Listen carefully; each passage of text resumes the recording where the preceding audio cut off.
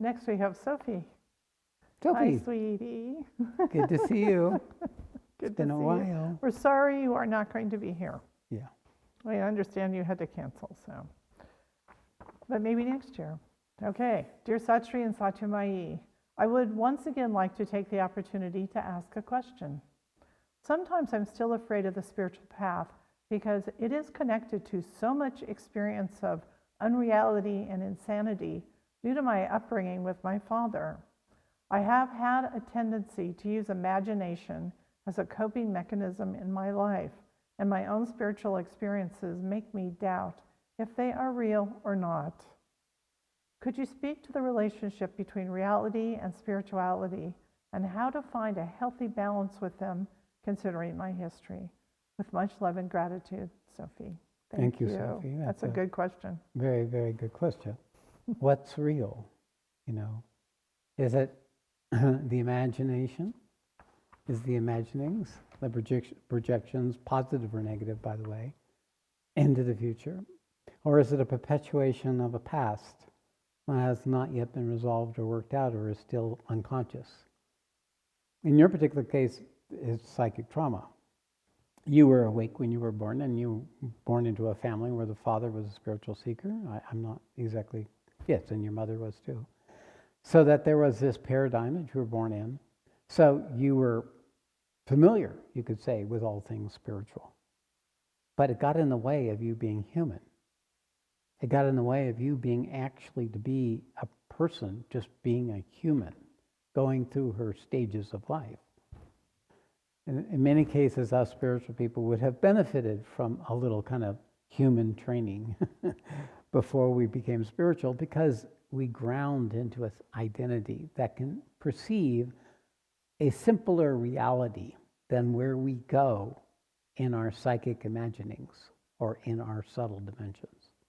Because in truth, that simple reality of our physical life and the necessities and the practicalities of our individual life are the reality that gets us to the place where we can start accessing the greater realities in which that is allowed to occur, which hold that allow that. Spirituality is nothing but waking up to the reality. But what is the reality? Ultimately, it's you, not you as Sophie, not you as the person alone. I should be clear about that. You as a person is also there. But you as an aspect, as expression of a divine potential that's seeking always to bring itself into existence. It gets right down to action, just like Gitananda said. What are you feeding? Are you feeding the doubt? Or are you feeding the faith? I assure you, doubt has only one place. It only lives in one place. It lives in the mind. But it has a vital component to it. Because under that doubt is a whole domain in the vital of unexpressed human experience. I call it unexperienced experience. All the parts of life where we held back, where we hid out, where we misbehaved, where we got ourselves into traps of addictions and reactions and impulses. If we allow ourselves to act on that which is doubt, we will go the path of doubt, as you would in anger, or as you would with resentment. Actions taken aligned with resentment, actions taken aligned with doubt. These are negative actions in that they separate you from the possibility of the fullness of what you are. That's what error is. That's what sin is the sin of our purpose on life as a human being. So when we feed our doubt, we feel our complaint, we feed our projection, we feed these things, then we, of course, we're going to keep creating that, because that's how it works. Cause feeds, creates an effect creates new causes, and they perpetuate and perpetuate.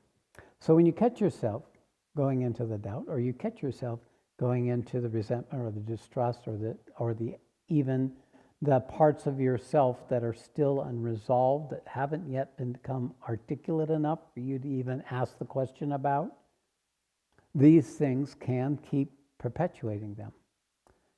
The whole thing is intent, Sophie. What is your intent?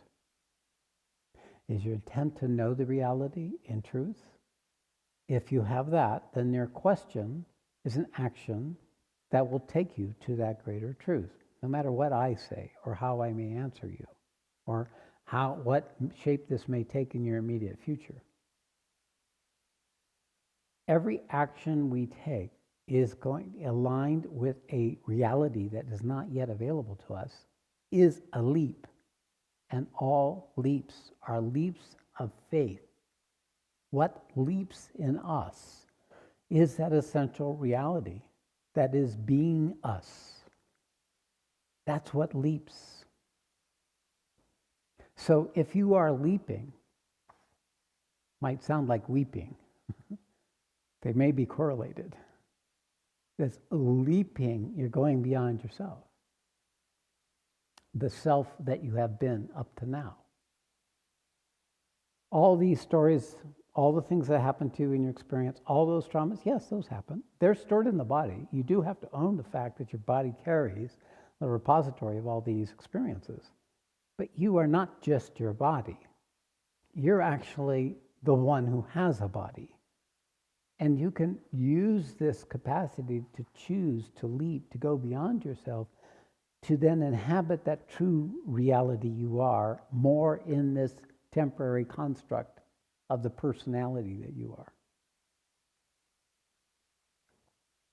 See, faith will get you there, doubt won't. Truth will get you there, untruth won't. Ignorance won't get you there. Knowledge, knowing, direct knowing will get you there. Learning to tell the difference is the whole art of waking up. The intelligence, its only purpose is to discern what serves the greater purpose and what doesn't. What is aligned with truth manifesting. Truth is always the reality. Truth is always what's here right now.